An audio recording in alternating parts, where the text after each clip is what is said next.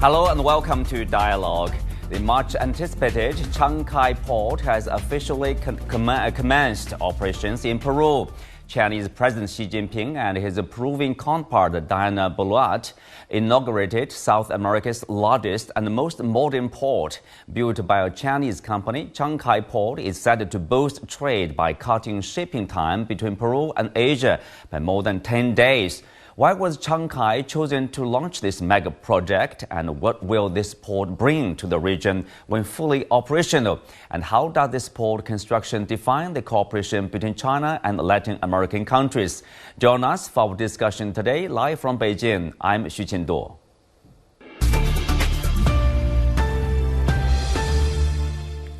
Joining me today are Marco Carrasco, Professor of Development and East Asian Studies of the National University of San Marcos, and Najib Kahad, a member of the Board of Directors of Corporation Kahad Vakari, SA, and Professor John Gong, University of International Business and Economics, and later by Jorge Heine, former Chilean ambassador to China. Welcome to Dialogue. I will start with Professor Marco Carrasco. For those who are not following the latest development closely, tell us more about this port, Chancay Port. Why is it necessary? What's the consideration of building such a mega project? Yeah, well, first of all, thank you so much for the invitation. Yes, indeed. The Chancay Megaport is a very important project for Peru because it gives Peru a very important place among trade in Latin America. So with this port, actually, Peru has surpassed Chile in terms of capacity. So it's very important for us in different levels. In addition to that, the $3.5 billion that are expected to be invested for the construction of this port until its completion is something that has not been seen before in Peru economy. So also the size of this investment, and also the possibility of the creation of so many jobs as well and employment in the north of Lima is something very relevant for us. Mm-hmm. Well, also, Najib, if you look at this public response to the operation of the port, what's the response from the public as well as from the, say, business community here? Okay, also, first of all, thank you for having me here. I'm really glad. Well, let's see, in a business point of view, this port is gonna open a lot of possibilities for the interchange from Peru and China. And well, not also from Peru and China, also for the countries nearby in South America and East Asia, right? And also directly to Peru, it's gonna give more than 8,000 direct jobs in the port of Chancay.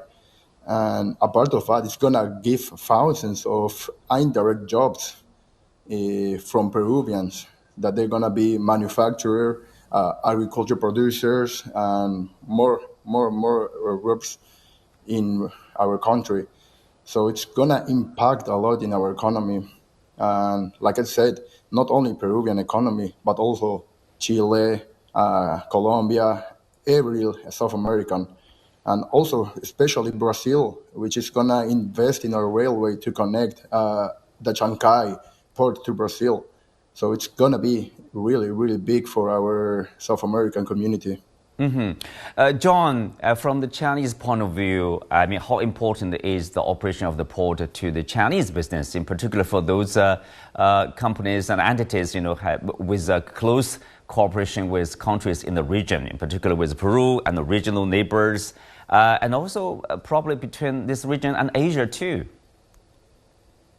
Well, I think from China's perspective, this connectivity affords shipping directly from China into Peru. Peru finally has an important port on its Pacific coast, which greatly shortens the transportation route to Asia, not just to China, but also to other trading powerhouses in Asia, for example, including South Korea, Japan, Singapore, all these countries. They're all benefiting from this. Previously, shipments have to use smaller ships to ship them to port in Mexico or Long Beach, California, in the United States, which takes longer time and it's more costly. I think I was told that they'd be able to cut short a total shipping time by, I think, more than 10 days. So that's quite significant from a maritime transportation point of view. And I think, not only countries in Asia benefiting from this, as the previous panelists have just said, the surrounding countries of Peru are also benefiting from it, including Colombia, Brazil, Chile. I think that the fact that Peru now has a mega port really opens a range of opportunities. It sets the stage for accelerate development. We all know that a developing country needs to take off, and it needs to take off based on a outward-oriented economy, and this is totally impossible without a major port. Our experiences here in China proves the success of this kind of a model, where you have a major port followed by industrial parks and processing, industrial parks, free trade zones surrounding the port. We have numerous examples in China to illustrate the success of this kind of a model. So obviously it's a proven and tested. So I would expect that Peru will benefit immensely from this. It's more than just some jobs created related to the port, but also I would expect foreign direct investment will follow, and this leads to a whole range of opportunities into the future. So I think from that perspective, this is a very significant development. I think the $3.6 billion is well spent, and I think the fact that this thing was started, it finished within 3 years, about 3 years. It's unheard of. It's a spectacular achievement in my view. Such a major project involving $3.6 billion can be completed from the time it breaks ground to total completion. We have to keep in mind that when President Xi and the Peruvian president sat there to do the inauguration, President Xi said, "Open the port." And that what it means is that the port is in operation right now. There was actually a ship, anchoring at the port. So Peru joined the Belt and Road Initiative only in 2019, and 4 years away from that time, you have a mega port in operation. I mean, I think this tells the Chinese speed, the Chinese engineering prowess, the efficiency of getting things done. I think this it says everything.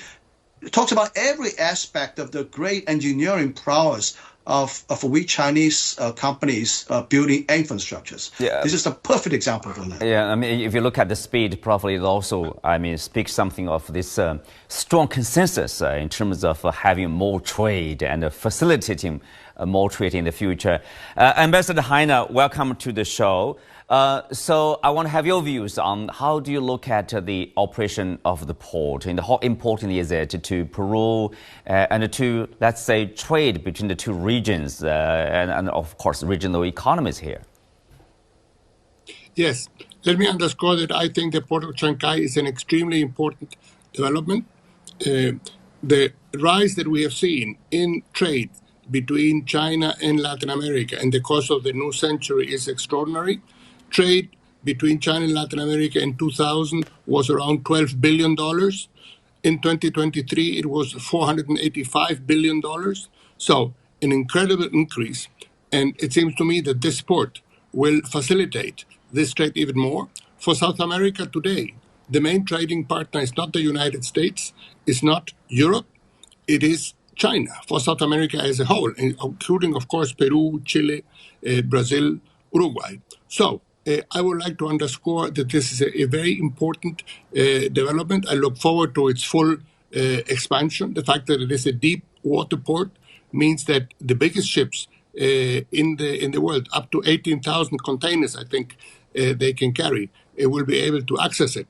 So it should lower costs for shipments to China. I think I'm told it will cut travel time between Chancay and Shanghai by about 10 days, which is obviously very significant. So there are all sorts of reasons to welcome this as a major development in relations between South America and China. So, Ambassador, is also kind of a diversification, let's say, in that sense, more trade with Asian countries, including China. At the same time, of course, maintaining strong relationship with the U.S., with the European countries. Obviously, that's a strong boost to Peru and regional neighbors here. Of course, absolutely. It's very important for the region as a whole. But let me also, I'm from Chile, as you know. But let me underscore that I take my hat off to the initiative of Peru in bringing this port to fruition. This is the third time also that Peru hosts the APEC summit. Peru, like Chile, has also a free trade agreement with China, and it looks at the Asia Pacific as its main market. It has been very persistent in doing that, and part of the important economic growth and economic success that we have seen in Peru in the course of this century is due to the fact that it has targeted Asia as its main market. Some people say that we are living in the Asian century, and both my own country and Peru have realized how important that is and have targeted Asia as a very significant market. And Shanghai, it seems to me, is a very good expression of that. Professor Marco Carrasco, of course, a lot of expectation, obviously, with the port in operation. We are going to see easier trade and investment between at least the two countries, of course, the two regions. Probably more, say, products and services will also go back and forth between the two sides. So, tell us more about it. What kind of products, what kind of, let's say, export from Peru to China or in vice versa? Yes, for sure. Actually, this port gives us this opportunity to open to new types of trade, new types of products, and that's something that actually we want to push beyond, the common products that we export. So, for instance, in that case, the e-commerce platforms have played a very important role right now. I think Peru can take advantage of that. And of course, we want to diversify our matrix. We want to keep going, moving forward also in agricultural products as well. For instance, the blueberries. When the free trade agreement was signed, between Peru and China in 2009, the blueberries market was not that developed in Peru. So now we have developed, this market and many others which are related, and we can foster our trade, having this in mind. It's very important actually for us to diversify and to try to move forward to more manufactured products, and also to take advantage of these Chinese e-commerce platforms in order, to promote this trade. Something that I would like to remark as well is that as Peruvians, we want to be very pragmatic. I mean, we are open to investment as China. And in that sense, the Chancay project, when it was initially proposed, we were looking for certain investors, different investors, also not from China, but actually, for instance, for the US. And it was China, indeed, the one who see the possibility to invest, in this port and to develop it as a mega port. That is something we need to value, as it was previously mentioned. Just few years after Peru signed this memorandum of understanding, to be considered part of the Belt and Road Initiative, it's very significant that we right now have this type of mega project just going on. It's a way to say, that it's not only a discourse of free trade and so, but it's actually taken to reality. That is very key for us. That is very important. And also for our regional partners as well. Professor, of course, we know that during the President Xi Jinping's visit to Peru, state visit there, and the two sides signed the documents agreeing to upgrade their FTA, free trade agreement. Tell us more about this upgrading. What does it mean to both countries? I know in the joint statement, both sides said that they are committed to multilateral trading system, centered on World Trade Organization. Obviously, we do see a strong determination from both sides to do more trade, more free trade at least between them, and also a push for global, like a multilateral trading system here.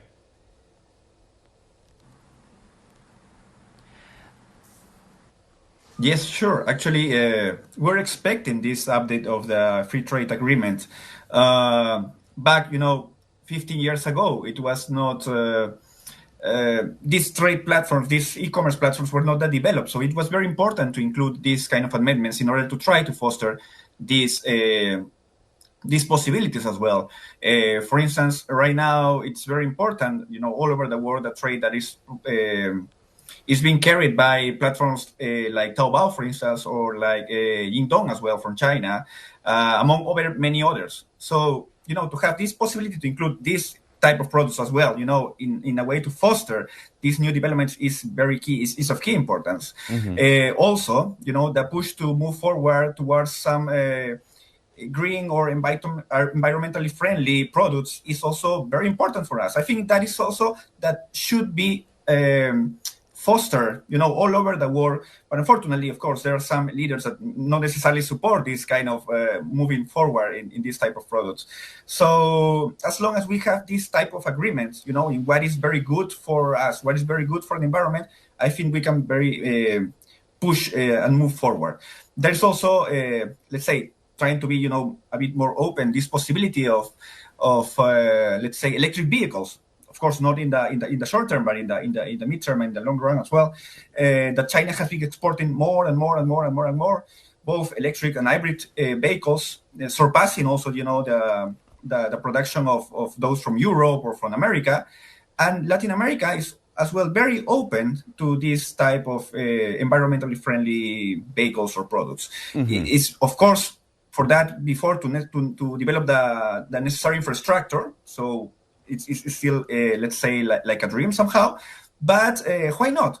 We have seen, as I said, this jump from a memorandum of understanding to have a port established, a mega port established. Right. So why not also to be open to those type of infrastructure investments in the future and see what happens after? Exactly. Najib, picking up on what the professor said, of course, people are looking at, what's the next step between between China and Peru in terms of their bilateral relationship. We know China is the largest trading partner of the past 10 years, the largest export market. And then the professor mentioned about, say, electric vehicles, for example, production of vehicles in Peru and in the region. And people are also talking about the telecommunications, production, of course, the equipment and part of the infrastructure. What do you see in terms of, the prospect for the next step, a new future of the bilateral relationship here? Okay, so... Well, let's see. Right now, we already connected Peru with China, right? So we are deleting any type of geopolitical issue we could have had in the future with any other country we had to pass through to get to the Asian market. So that's for me is really important. It's gonna improve our connection, and also about the vehicles. Let's see. I'm not an expert about the type of vehicles we have importing and exporting, right? But I'm pretty sure, I know that's a fact, that China has improved a lot in the quality of machinery in the textile area. So my corporation also have a fabric of textile, and we know this is gonna be a huge deal for this area of business in Peru. I'm pretty sure it's not only going to be in the textile machinery, also going to be, like the professor said, the expand of new type of machinery like the electrical vehicle. Also, this new tendency in the world of having green energy, sustainability of the world, it's improving. And China is one of the countries that's having the biggest impact about it. So also that's gonna make a really big improvement of Peru machinery usage, not only in the vehicle, but also in the textile and who knows, in every single aspect of the economy. Yeah, John, earlier you mentioned about the Belt and Road Initiative. Of course, we know this Chancay Port is one of the flagship project of, BRI, the initiative there. So obviously, we understand the importance of infrastructure, like a port, like a railway, like highways, of course, and even the new infrastructure, for example, charging facilities, if you want to develop this EV, this industry there.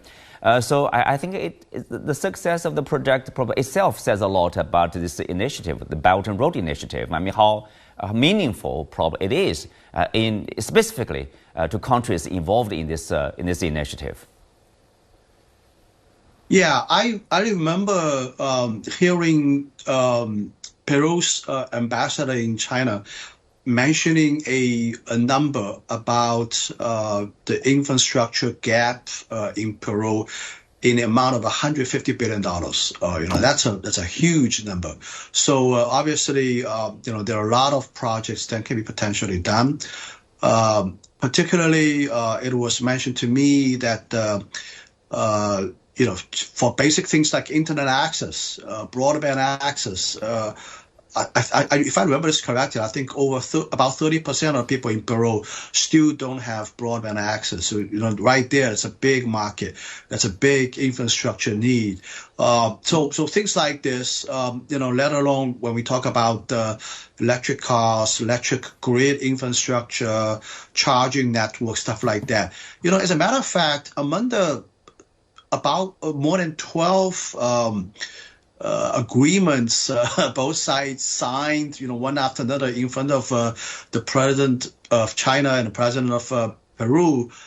There's actually one agreement, I remember, that was signed by an automaker here in China. That's China automaker, China Automobile.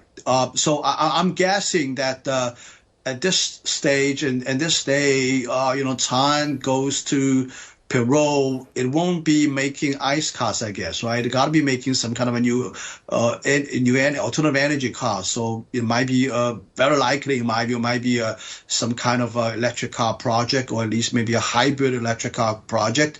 And that's a significant development, right? Right. So 34 million people. It's a fairly large market. And China Automobile is one of the leading companies, fast growing companies here in China. So I think there are a lot of potential. I mean, at a very fundamental level, you look at the two economies between China and Peru.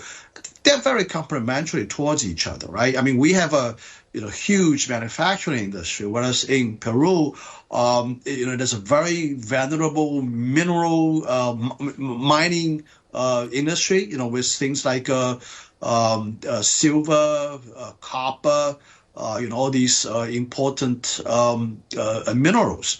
So I think, opportunities are indeed there. So I think, the fact that this port is already completed is adding new meaning to the phrase that is meant to characterize a very long distance. In English, we have this phrase called "from China to Peru," meaning that this is a faraway land, a lot of distance.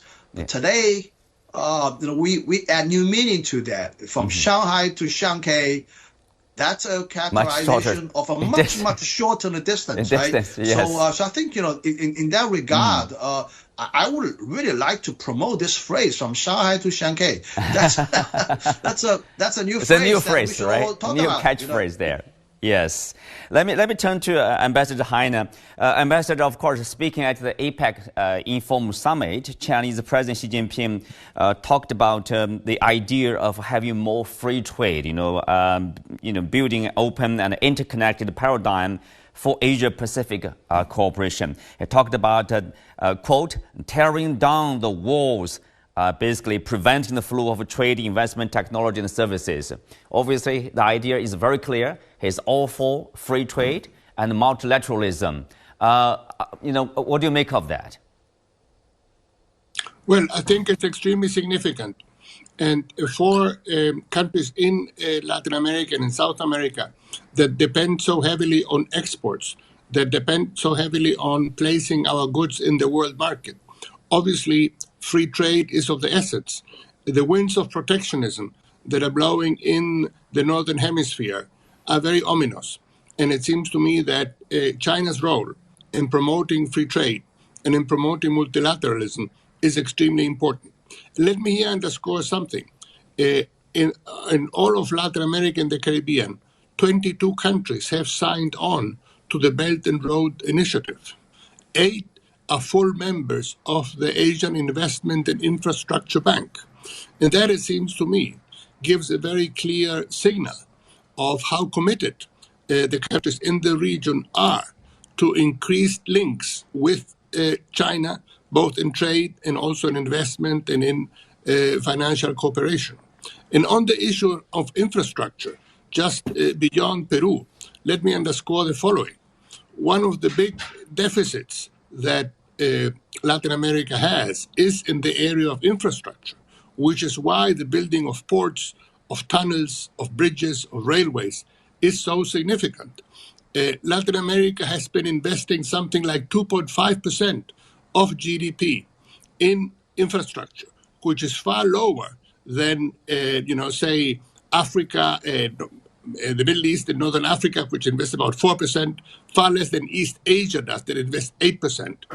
Only Sub-Saharan Africa invests less than Latin America in infrastructure. So in that sense, the building of Chancay and the opening of Chancay sends a very important signal to the rest of the world, in the sense that Latin America is building up its infrastructure, and I wish we'd see a lot more of that. Ambassador, of course, see among the APEC members, upcoming G20 economies, most of the economies are all for more free trade, green energies, fighting climate change. But of course, same time, as you mentioned, we have a new government upcoming in Washington, which is pro-tariff, which is, basically protectionism. I mean, are you confident that we can continue to push forward with globalization, say, with Washington having a different idea? Yes, well, the important thing, it seems to me, is to keep the impetus for free trade and for multilateralism, not to let it die. And here it seems to me that APEC performs a very important role. A flagship project of APEC for many years now has been something called the FTAAP, the Free Trade Area of the Asia Pacific.